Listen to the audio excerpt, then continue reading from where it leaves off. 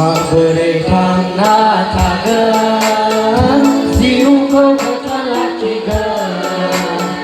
Semai mugani di kau bersomaya Memberikan natakan siuko berkelakikan Semai mugani di kau bersomaya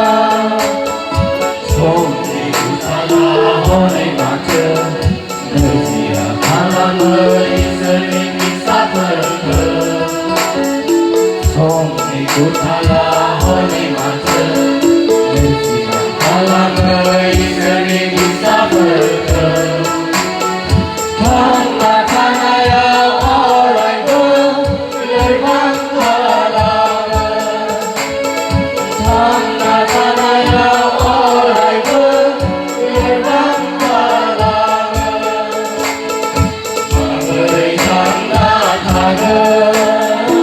siuko berkelakikan Semai mugani di kau bersomaya Memberikan natakan siuko berkelakikan Semai mugani di kau bersomaya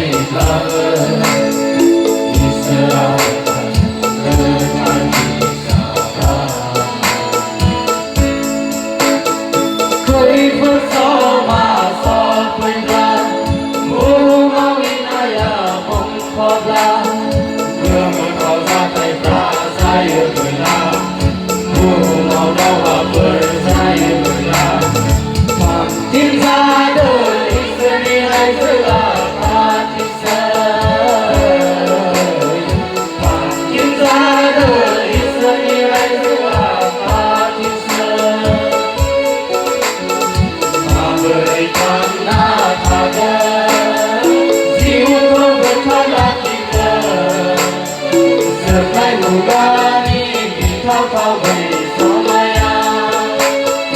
Memberikan natakan siuko berkelakikan Semai mugani di kau bersomaya